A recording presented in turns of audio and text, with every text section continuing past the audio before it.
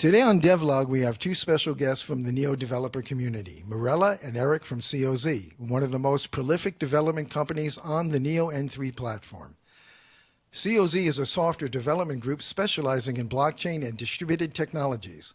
COZ has contributed critical components that you know well, like Dora, the Neo Blockchain Explorer, Neon.js, the JavaScript SDK for Neo, several Python developer tools, and more. Eric started contributing to the Neo ecosystem as part of the COZ community back in mid-2017 and continues to do so today. Eric mainly contributed to NeoPython for the legacy N2 platform and later taking over maintenance of the project. He authored Neo Mamba, the successor of NeoPython for the Neo N3 chain and the Neo N3 Ledger app. He contributes where he is needed, including on other COZ projects like Neon Wallet and Neon.js, as well as other core projects on the Neo platform. Mirella is a developer at Simply Company, and she began contributing to the Neo ecosystem in 2019. Since mid-2020, she has been the main developer of Neo 3 Boa, the Python compiler for Neo N3. In a moment, they will demonstrate smart contract writing and compilation with Boa, their tool for creating smart contracts for Neo in Python. Then they will show you how to deploy a smart contract with Mamba, their SDK that makes it easy for Python developers to interact with the Neo blockchain, including, but not definitely limited to, important tasks like listening for events generated by smart contracts. Before we get started, would one or both of you like to tell the audience what attracted you to the Neo N3 platform and community? Sure. Shall I start? So yes, please, Eric. Actually, it was my friends who introduced me, not necessarily to the platform at first. Mid-2017 was like the crypto boom. They just said, buy Neo. I didn't want to know anything about crypto at that time. They persisted, and eventually you listen to your friends. So I bought some Neo, and I was actually looking for a mobile wallet so I could trade a little bit. And then there was only one mobile wallet on the App Store, which was created by a developer called Peter X, I believe was his name back then.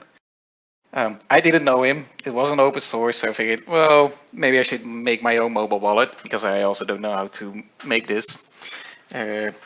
Later on, I found out that Peter worked for the Neo organization. That's a different story. So I ended up starting to create a wallet for my mobile phone, and I needed some information. That's how I found COZ.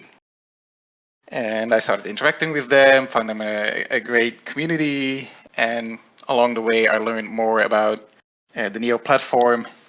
And I also saw that they used Python, and that was one of the languages I used at the first company I worked with.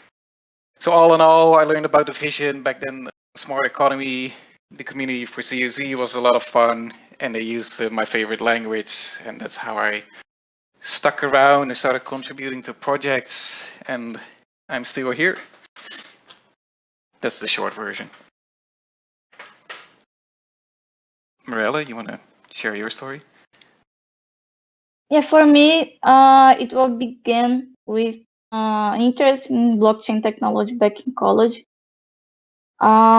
Simply the company I work for already worked with Neo, so actually we started working together because of that interest in common. So my knowledge about blockchain really tied with the Neo ecosystem. I work with it since the beginning, and just since then we worked in partnership with COZ in a bunch of projects. Thank you, Eric and Mirella, for those wonderful answers. And now, Mirella, are you ready to begin your presentation? Yep, let's go. We're going to show you simple smart contract, some interesting features written in Python, to showcase some difference from the Python that BOA uses. It doesn't understand pure Python for some reason. So the bigger difference, I think, is the use of the need of the typings, because we need to know the typings of some variables to generate correctly and interact properly with the news ecosystem. So Python itself doesn't need it, but it has annotation typing annotation feature. So we use it that feature. So firstly, here we have two methods that we are using to interact with the blockchain layer on with Mamba. The first important thing is if you are writing a smart contract with Python is that you need some modificators to work with. The first one is this public annotation. Since Python doesn't have an explicit way of telling which methods are private or public, we have a standard like starting the name with underline, but that's what didn't work well with our testings. We use this decorator to annotate the functions that will be exported to other contracts to access. So here we have that will interact with the chain. With JSON objects, we have some features related to JSON implemented in native contracts. In this case, the stdlib has these features, and everything related to this is implemented under the BOA 3 built-in package. For more details, you can check the BOA documentation. All the methods are documented there. So basically, this save object will receive a key to restore the JSON object in the storage, so we can retrieve it later, and a JSON, a string representation of a JSON. So, for example, if pass an empty object, it would be something like this. This would be the argument. The first thing, this JSON deserialize is responsible for translating that into a proper JSON object during runtime. And for storing it, this will change to a dictionary. And to store it, we need a byte string value. So here I use it from the same contract, the serialization method. So here, first thing, translate that string to the proper JSON object, and then translating it to a byte string, a value that can be stored. That after that, just storing it, and this notification to verify later during execution that everything worked just fine. The other method is for accessing that value, checking if everything worked fine. So we have the insertion in the save method. We have the access in the get. New BOA needs the typing. So everything here has a specific type assigned to it. So the get type will always returns a bytes value, even if this key is not found in the storage. In the case it's not found, it will return an empty byte. So this is just the case that retrieves nothing. And here we have the opposite from the save method. We first get the value from the storage, we deserialize it to work with the object, and basically this will return the string representation of that JSON in the end. Just for playing, I included a notification with the keys, the fields of that JSON, just to be different from everything else, so we can actually see it running. But that is different. Like I said, typing is really an important thing for BOA compiling. So, and the method, the serialize, it can return anything. It depends on the value stored. But this keys method, it dict method. So if we run it just like this, if you try to compile it just like this, it will raise compiler error because and it doesn't have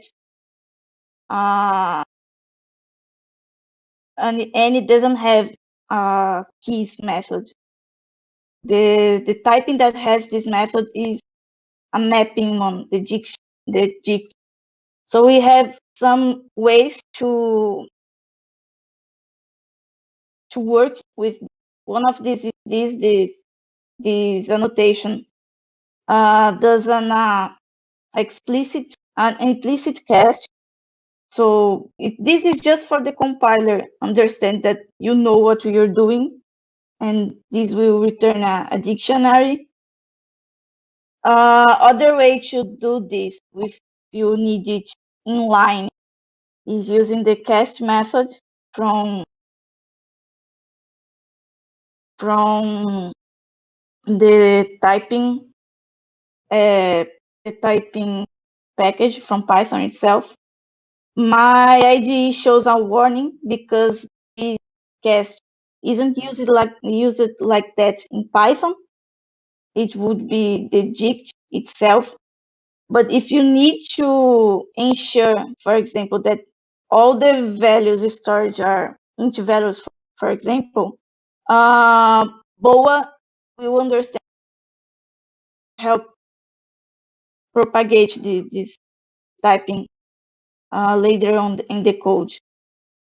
Using this cast just includes a warning in the log, because if this is not a dictionary during runtime, it can lead to failures during the execution.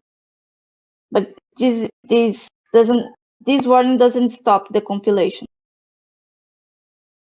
And pretty much we play a lot with notifications in this contract, so we can see everything how it's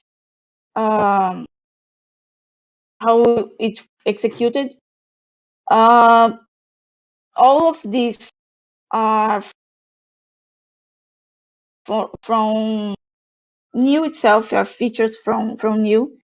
These packages from BOA attributing are just interfaces, so we can write it in this smart contract. So really, just really simple smart contracts, so we can play a little with interacting it with Mambo. I'd like to add, I mean, for maybe there are viewers that are not so familiar with the Neo blockchain yet. So for example, this std lib, this is a native contract which already exists on the chain. So it has a couple of utility functions that you can use from your smart contract. And normally it's a lower level call. You need to do a contract call to this contract. But in Boa, we have some convenience functions like you can just type stdlib deserialize instead of having to call contract call to the stdlib for the function deserialize, etc. So it's just a thin layer on top of it to make it a bit easier for you. Maybe before we go to Mamba, where I will show to deploy this contract and play around with it a bit, can you maybe show how we can add some information to the manifest, like how we name the contract and such? Sure, I didn't include it here, right? So for this, we have the manifest is when we compile, we have two files that need to be generated for deploying the smart contract. The net file, that is the code itself, the manifest that has a lot of metadata, right?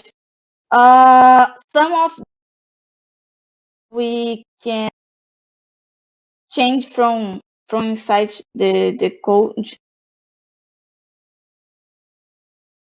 For example, we can the name of, for now, this is a work in progress in Boa. Not all the fields are supported, can be changed yet from inside the smart contract. The name of the smart contract for now will be the name of the file itself.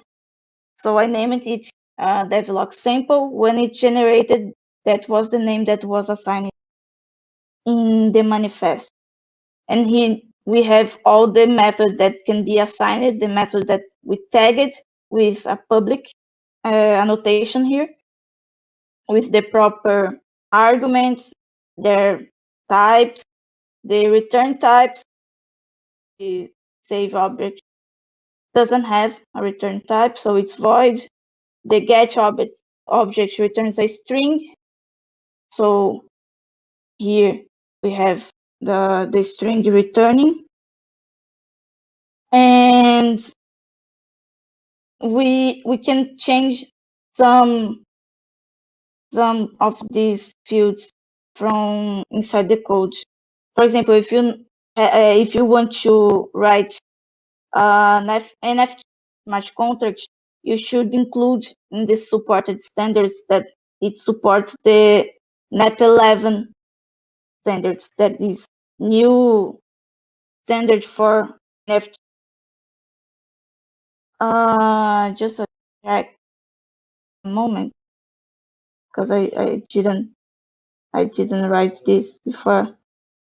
I didn't prepare to show the manifest. So we have the public annotation for the functions. We have an additional one for changing the metadata.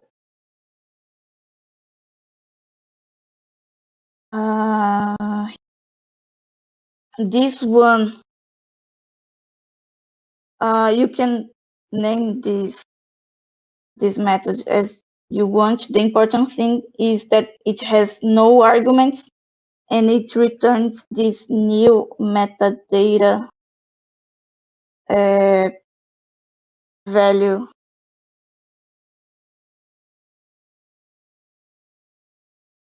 So we can change something, some values here. For example, we can change like the we can include the author name. We can change the supported standards here. For example, NEP 11. This doesn't support NEP 11, but we can change it. For Snap 17, that is the token, the standard token. The compiler verifies, actually implements every required method, event, and so on. Description, devlog sample.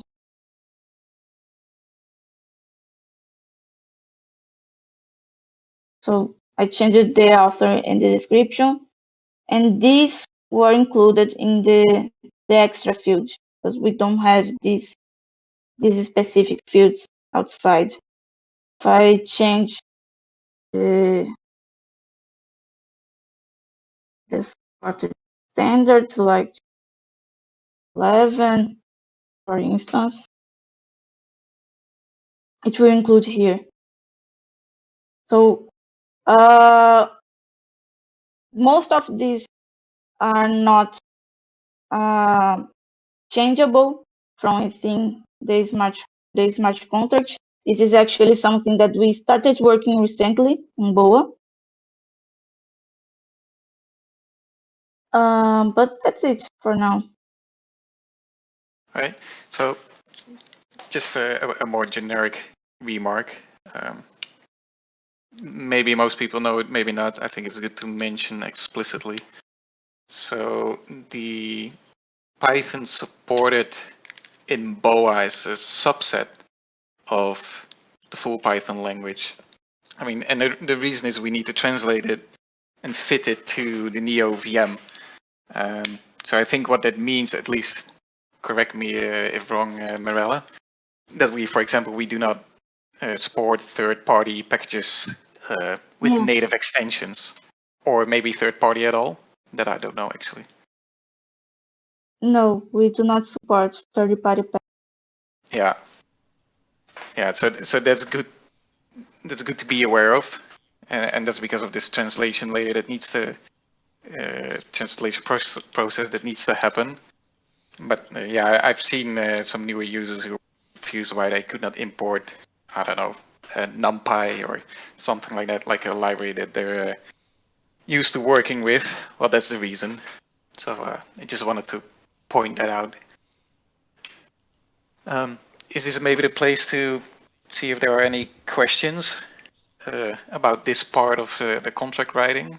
Or should we advance first to deploying an interaction before we ask or go into questions?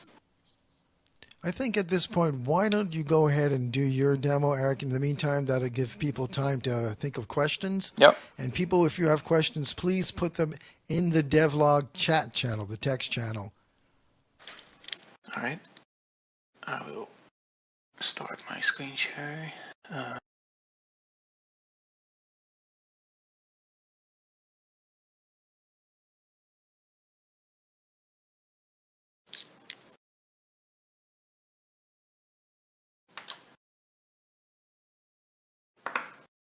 So I'll give it a couple of seconds so people can switch.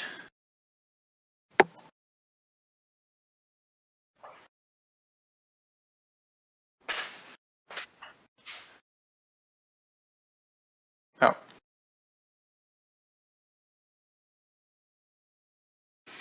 All right. I think that should be enough. So Marella showed contract building. Contract building, of course, is great fun, but you build a contract so you can deploy it on the chain and interact with it. So that's what we're going to do here. So a little bit of background for those who don't know Mamba. So Mamba is supposed to be an SDK first, but it has full node capabilities. That means it's pretty much the same as Neo CLI for those who looked at the C# code. What this also means is that it can be pretty low level. There's definitely some knowledge required to do certain stuff. I mean, we add utility functions where possible or where requested.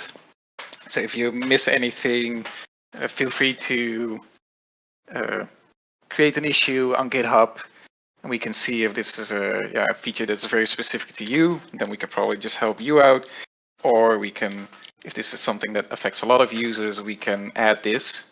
But again, keep in mind, it's a full node, and we're gonna look mostly at it from a full node view, which means we're gonna do, among others, we build our own transactions from scratch with a bit of help from some functions.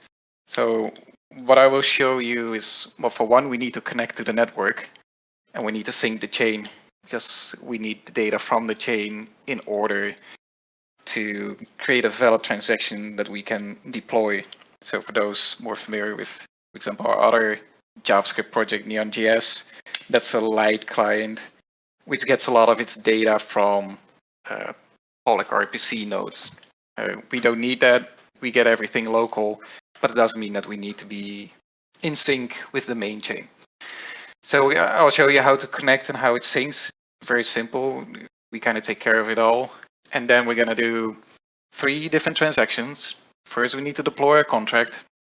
And then there's 2 functions in the contract, which you've seen before. There's one to save an object, which saves the JSON. And then there's another interaction, which is getting the object and listening to whatever it says or what it returns.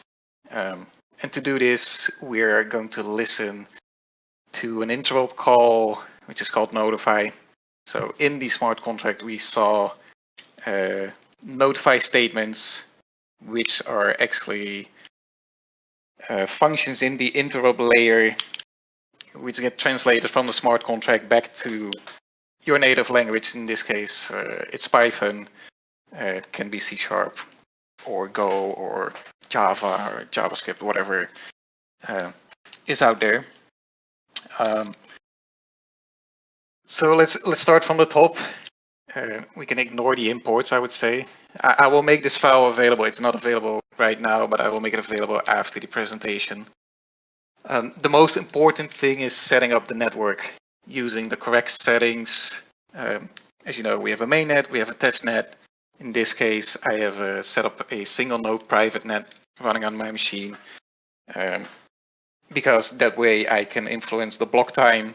So on my local network, a block is created every 1.5 seconds, and this will make it easier to show you quickly what is going on. It is a single node, so I only have one public key.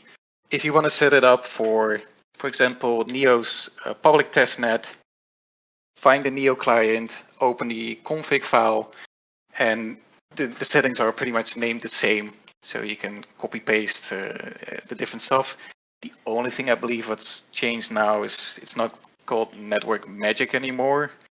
This is the old name. I think now it's just called Network in that config, but it's a number, and just paste it here. So these are the basics for setting up the network. Just copy paste. The important thing is do this before we create our local chain. And the reason for this is that there's a genesis block, like block 0, and this genesis block uses at least this public key from one of the validators. So it's important to do that. So over here, I create a blockchain and it uses memory storage. So I did not provide any arguments, but we also support LevelDB, which is one of the data providers. So if you want to do that, you could use the line below. The reason I use the memory database, that if I decide to stop the program that I'm going to show you shortly, then we can just see it all the way from the start and see some events happening again. The program I have will connect to the network, have a very basic command line interface, and it accepts, I can actually show it. It has just 4 commands. There's a deploy, a save, a get, and a quit to end the program. The deploy will deploy the contract, save will call the, what was the function name again? The save object function, get will do the get object function from the smart contract. So those are the 2 public functions, and quit, well, obviously they quit. the starting of the program, there's just two tasks. One is the syncing of the network. The other is starting the command line interface, which we just saw. Just a quick going into syncing of the network. So we have two convenience classes to help you out with getting connected to the network and staying connected and syncing the network. So the node manager is responsible for connecting to the network, trying to find new nodes, trying to monitor the health of the nodes. So over time, nodes can go bad, they can go slow because they might have too many people connected to them. They might quit. A whole host of stuff can happen. So this class will make sure that you're connected to the network and swap out nodes that might not perform as you wish or not optimally. And yeah, that's one side. And then obviously when you're connected, you also want to get the chain to your local PC. And there's a whole protocol behind it. But we have a sync manager for this. So we just start this task for connecting and syncing, and it will automatically do this for you. So I can I will show you the program first, and then we can look in detail what happens. So come on. That's the fun of having two monitors. It will just shoot to the other one. Oh, 1 moment. Of course, I need to start my local node. So down here, we will see that there are no connected nodes for now. If all goes well, it should pick it up.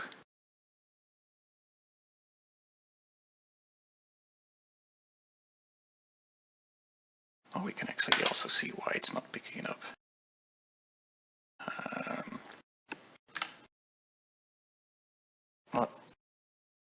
1 second. It's running. Let's try again. Are these the demo gods? No. Okay. So down here, we will see we're connected now to one node because I just have a single node set up as a private network. The chain height on the remote side is this number, and locally we follow and we lag a little bit behind because yeah, there's some delay between blocks getting broadcasted to the network, and then we need to request it, persist it locally. So first thing I'm going to show you is, or I will just go through the code here. So we want to deploy the contract. I can actually show you what it looks like. So deploying a contract on Neo means we need to call the management contract that's on the network that has a function deploy, and we need to call that with the right information. It'll let me see if I can pull it up for you to see. So there's a deploy function on the contract. So this is the code for the management contract, and it takes a NEF file, which is the executable, the compiled version of the contract, and a manifest. You can ignore the first argument. If you want to know why, please have a look at the examples in Neo Mamba. It has some more explanation why this is not needed to be supplied by us. It's an internal thing, but for now we just need to, if it says engine or snapshot, we can ignore it as the first argument, and we're just going to read this. So we need an F file and a manifest.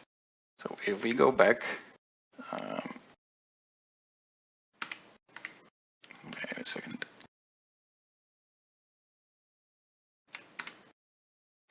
Close, please. Yeah. So we read this, the compiled version of the contract, which I already have in this setup of mine. We read the manifest, And then the first thing we need to do is we need to create a script that tells the network that we want to deploy the contract. So this is pretty low level. That's how it is. Can we wrap this in a helper function? Maybe, but it's actually as basic as we can probably get, and a sample will go quite far. So I'll just explain it. We have a script builder. We need to build a contract call in there. It's called a dynamic call. This is a legacy thing. We supply it with the management contract hash. That's the contract we want to call. We say we want to call the deploy function, and we need to provide it 2 arguments that we just saw in the management contract, which is the bytes of the new executable file and the manifest. So that's what's happening here. We grab from the node manager, we say, give us the first connected node. And then we go to the transaction. So there's I typed it out here. A couple of this stuff is default. For example, the version is always 0. The nonce for the transaction should be any random number. 1 to 3 works fine. System fee and the network fee we'll get to in a bit. And then there's a field called valid until block. So if you create a transaction, you might want to say, I only want this transaction to be valid between now and the next 10 blocks on the network. So this is where you do that. There is a limit to this, which is the maximum number you can supply is this number here, which is 24 hours from now. That's the maximum time that your transaction can be valid before it will not be accepted by the network anymore. So if you create a transaction, for example, offline, and you transfer it to another machine and want to deploy it to a network, make sure you set the right value for this field and do it within a 24-hour window. The others are all empty. These are a couple of properties. They will be filled automatically below. So when you send a transaction, someone has to pay for it, and that is the sender. And I actually see that, and I'll skip one step if I go a little bit up. After creating the local chain, which is syncing, we also need to have a wallet. I loaded a NEP6 wallet up front. You can create a new wallet, just explore the wallet class options. There's a new wallet, new account to add stuff here. I'm loading the wallet. I'm using the default account, which is the first. And we use this account to sign or pay for the transaction fees eventually. So we have the transaction, we added the signer who's going to pay for it. And then there's 3 steps left. Well, 2, first we need to add fees. We don't want to overpay. So there's 2 fees. One is for executing the script, right? So this script that we created here, which calls a deploy, there's a cost associated to it. So this script has instructions. Instructions need to be executed. Execute costs compute time. Time is money, and we need to pay for that. I mean, that's kind of how the world works. So the system fee is the price of executing our deploy script. And then there's a network fee, which is the price for transaction actually being included in a block. And that's paid to the consensus node as a reward. Let's keep it simple. There's some calculations behind it. So these are convenience functions. That is why up here it's okay for them to be 0 because they are calculated here. So this is added, and then the final function is we need to sign it. Obviously, we don't want the transaction to be intercepted or changed when it is sent to the consensus nodes. And we do that by signing to make sure that if I say I want to transfer my 10 Neo to Morella, I don't want anyone to change to say transfer 100 Neo and empty my account if I would have 100 Neo. So that's kind of the basics. Once we have this done, once we have signed the transaction, it's actually ready to be sent to the network. Now there's actually two ways of doing this. Since we are a full node, we can send it over the peer-to-peer layer, and we do that by calling the relay function on a node. So n in this case is a connected node instance.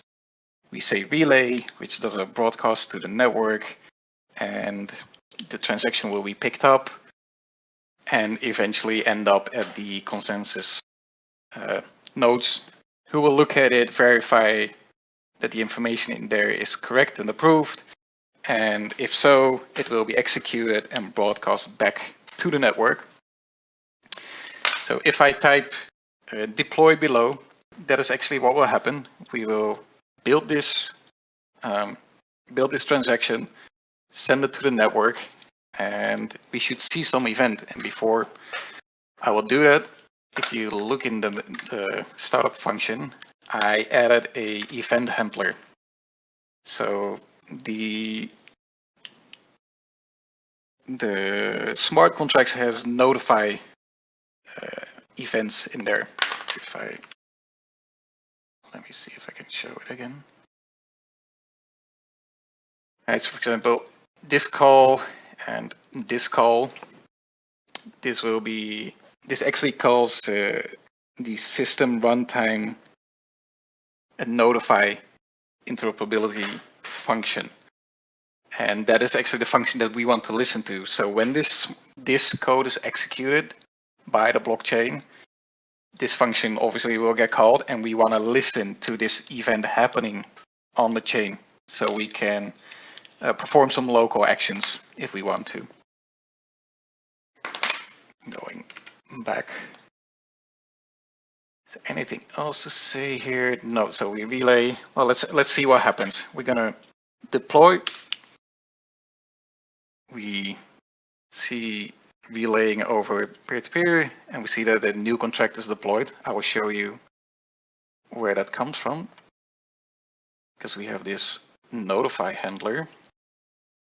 So this notify handler, you know what? I will actually show you how it looks in code.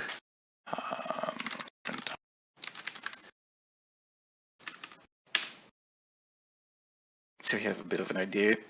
So when the notify function is called in the smart contract, it actually runs this intro call, do notify. There's a bit of code in here, and actually the last line you see is we return the hash of the contract that is executing this call, the event that is executed, and then some state of arguments. If I show that back in our example, that is the contract hash, the event, and the arguments. So the new contract deployed, which is this one over here, when the management contract, when we call the deploy function of management contract, it will also send a notification, and it will, let me actually show you, because I think it's useful to show how you can find this stuff.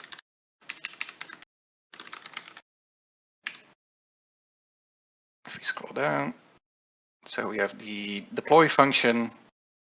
So this is the function that we're calling on the management contract.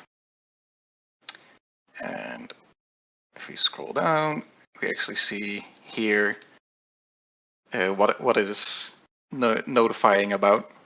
So it says, okay, again, the contract hash of itself. So this is going to be the management contract. The function is being called, it's deploy, we know that. And then it is returning the contract hash of the new contract that we are deploying. If we go back here, so that makes sense. I would say you can read through the code at your own pace after the presentation when I release this code. Anyway, it will say new contract deployed. This is just for me because we want to listen to it. So say, okay, this is the hash of the contract that we just deployed, and this is the name, and it says devlog sample, and this is the contract hash. And this contract hash is actually important to remember because you need this obviously when you want to call the other two functions.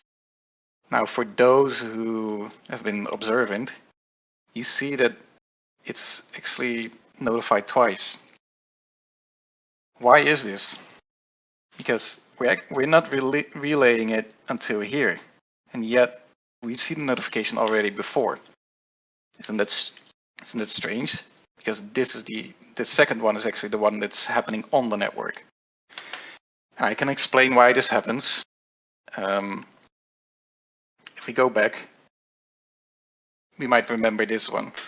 We add a system fee, and that is the fee for executing the script. And the script obviously is calling the contract. And the way this is calculated, if we go in, is actually we load the script of the transaction and execute it. Only we execute it locally without persisting. And this is the way eventually once that is done, we know what the actual price is of executing this, and then we can have a very exact fee determination. So we don't want to overpay. If we pay too little, it will not get accepted. If we pay too much, then well, we just lose gas for no reason because we pay more than actually needed. So that's the reason why this is here. I actually realized this morning. We can filter it out if we want. If that's a feature that people think is useful, let me know. Otherwise, I mean, you can also ignore it. So I thought it was worth pointing out. So now we have the contract is there. We have the hash, and I save the. If I go in the CLI, so the deploy command saves the contract hash for later, so I can use it in the save handler. So the next function would be, we go to devlog, we want to call this public method in the smart contract, right? We want to save something in the smart contract and then later retrieve it. I'm going to go up. So let's look what that looks like. So we're going to save. It's actually going to look very similar to what we had before. This is the key or the JSON string that we want to save. I dump it into the string. We need a script builder again. So this makes sure that the format of the script is correct. We say we call our contract hash. This is what we just saved, which is the same as what we see down here. Then we call the save object function, and we provide it with a key and the JSON string. Going back again to the contract. This is the name of the function that we're calling. We need a key and we need a JSON string as arguments. Okay, going back. Same as before, we get the one connected node. It could be something different. For simplicity, that's what I use now because over here I actually say, give me the best, or give me the current height of the chain. I'll add 1500 to it. So it's from now until 1500 blocks later, this transaction will stay valid. We do the same stuff again, add a sender, add a system fee. I mean, I did not put this in another function because I didn't want to jump back and forth too much since we already need to jump back and forth a bit. We sign again and we relay it to the network. So I can show that. We say save, and same story again as before. So this is for calculating the fees. Here we relay it to the network, and this is the actual event happening because it is accepted on the network. And this looks a bit strange, but this is actually, if we would convert this back, we'll say, we'll actually say successfully saved the object. So that's something I did not handle. I would say I'll leave it up to the reader of the code to do this. Hint, you can use the bin ASCII hexify function for this. And then finally, so now we know how to interact. We stored something. And let me close this one. The final step would be to call the getObject function. We could do the same as before, build a manual transaction, but I actually wanted to show you there's another way. For those familiar with Neon.js, Neon.js talks to the RPC nodes. We use an RPC node for communicating. We have an RPC client in Mamba as well. And as you can see, it suddenly becomes a lot shorter to invoke a function on a smart contract. So just to run through it quickly, this is my local node, my single node, which has an RPC server as well that we can use for getting some information, but also calling functions on and grabbing information. In this case, we create an RPC client and we call the invoke function. We give it our contract hash, we say which function, and we say which key. And if I execute this, I get an object back. This is pretty much the same as the invoke function. If you call it, for example, using a tool like Postman or curl. The only thing is I put it in an object and we took care of some transformations for you. For example, it will return a stack and it will return something like a byte string, but normally the value will still be base 64 encoded, and you have to know this up front. I thought it would make sense to take care of all of this, strip away all the encoding, and present it in a nice object that the editor will allow to autocomplete on as well. So what you will see is the return value is the whole JSON that we put in there. So it says key 1, 1, 2, 3, key 2, which is the same as what we have over here. If you have been very observant, you will see that there is no notification event happening for getting the key values, even though if we look in a smart contract, there is a notify. Why is that? So the reason for this, let me go back here, and we use the invoke function. And if you would look up the documentation on docs.neo.org for the RPC node, you will see that the invoke function is does not persist. So it is a read-only function. Well, what does it mean? So in this case, our RPC client will talk to the private node that is running. It will get the information, but this function call will not be part of the network. It will not be visible to anyone else. If you want to persist this onto the blockchain, you would have to use send transaction, or on the RPC node it would be called send raw transaction. That requires a fee. So for example, this function, so querying information, can actually be free as long as you do not need it to persist on the chain.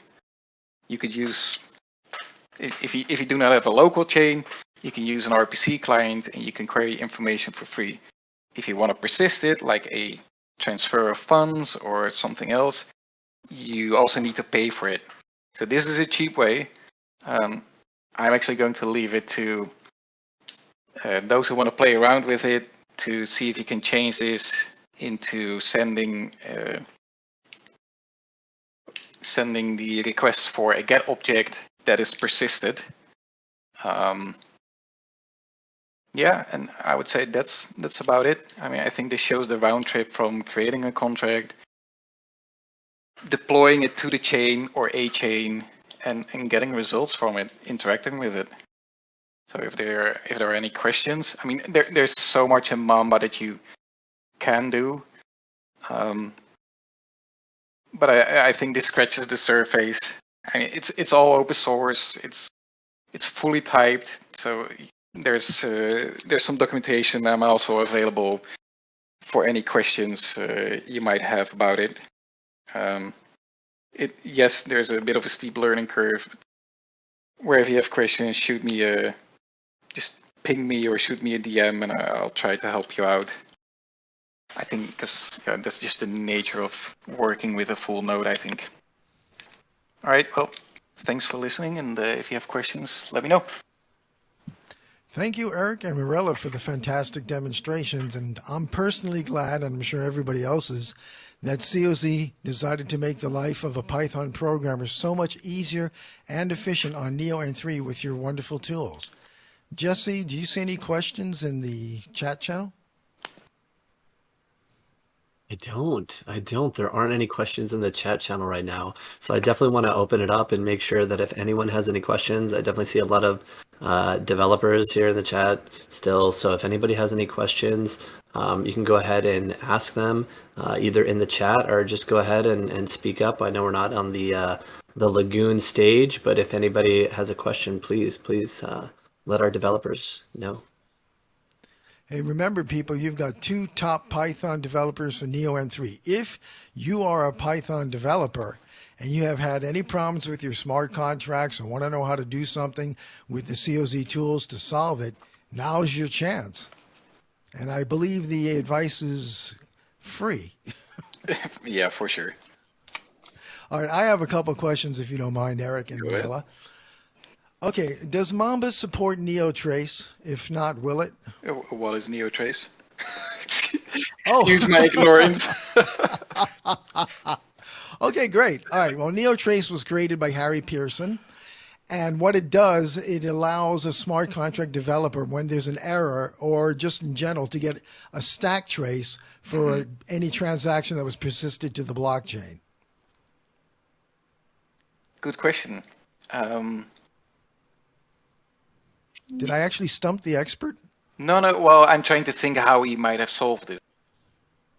I mean, if there is an exception, the engine has a field called exception message, which actually shows a stack trace of the execution engine, like of the virtual machine that runs on the chain. So, yeah, I mean, if I need to debug something, that's probably where I start. So I run the script. I see that the engine does not end in a halt state, which is the let's call it the success state. And then I will look at the engine object and say, okay, what is it? Is there an exception message? And what does it say? So I out of the box, I don't think it will support his tool, but I don't think it's impossible to get it supported either. I guess he should reach out to me and see how we can make it work for him. That's a good idea. All right, here's another one. Does COZ have tools to make NeoFS interaction easy? To my best knowledge at the time, no. Any plans? I believe so, yes. But don't hold me to it. I will.